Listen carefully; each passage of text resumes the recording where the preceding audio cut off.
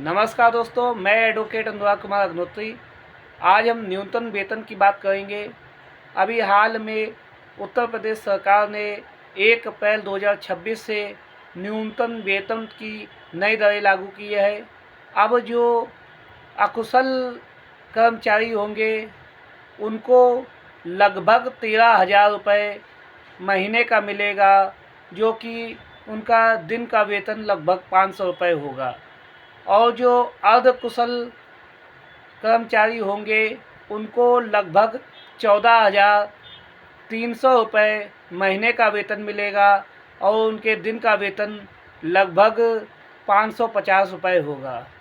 और जो कुशल कर्मचारी होंगे उनका वेतन 16,000 रुपये लगभग होगा और जो उनके दिन का वेतन लगभग 616 रुपये होगा। और जो अति कुशल यानी कि हाईली स्किल्ड कर्मचारी होंगे उनके दिन का वेतन लगभग 671 रुपये 70 रुपये होगा और उनके महीने का वेतन लगभग 17,450 रुपये होंगे। अब जो भी कर्मचारी इन दरों में जैसे कोई स्किल्ड है, अनस्किल्ड है और हाईली स्किल्ड है, उनको न्यूनतम वेतन की मांग अपने मालिकों से करनी चाहिए। यदि कोई मालिक न्यूनतम वेतन कर्मचारी को नहीं देता है तो उसके लिए सख्त कानून बनाए गए हैं। जितने दिनों का न्यूनतम वेतन नहीं दिया गया है तो मालिक से उससे दुगना वसूला जा सकता है। और जैसे यदि मालिक ने न्यूनतम वेतन नहीं दिया गया है तो उसको यदि वह पहली बार ऐसा करता है तो लगभग 50,000 रुपये का जुर्माना लगाया जा सकता है। और उसके लिए केवल जुर्माना नहीं, कठोर दंड की व्यवस्था की गई है, वो कि लगभग 6 महीने की जेल भी हो सकती है। और ये दोनों सजाएं भी दी जा सकती, जुर्माना भी लिया जा सकता है और 6 महीने की सज़ा भी दी जा सकती है।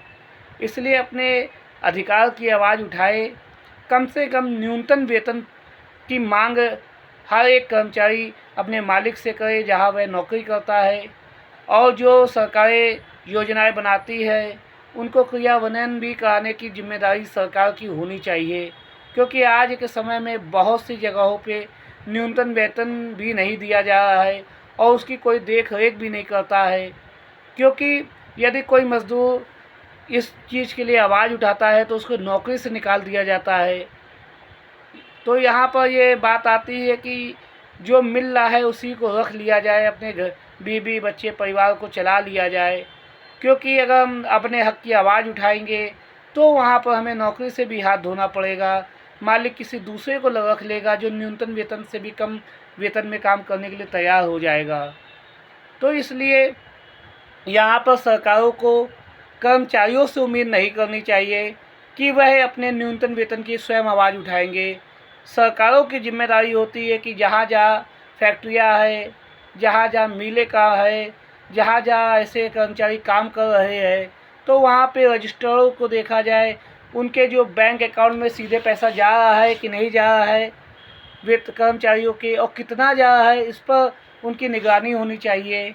तभी ये न्यूनतम वेतन जो उन्होंने कागज़ों पे बना दिया है, कागज़ों पे नियम बना दिए हैं, वह उन हकीकत का रूप ले सकती है। अगर न्यूनतम वेतन मिलने लगेगा तो प्रत्येक कर्मचारी एक साधारण जीवन, जिसे उसे जीवन जीने का जो अधिकार है वह जी पाएगा। वो अपने बच्चों को पढ़ा पाएगा और बच्चों के स्वास्थ्य और घर के स्वास्थ्य सेवा भी उपलब्ध करा पाएगा। इसलिए प्रत्येक कर्मचारी को न्यूनतम वेतन दिया जाना चाहिए। मुझे पूरा यकीन है कि इस वीडियो के माध्यम से आप न्यूनतम वेतन के विषय में समझ गए होंगे। मेरे वीडियो से जुड़ने के लिए बहुत बहुत धन्यवाद। जय हिंद।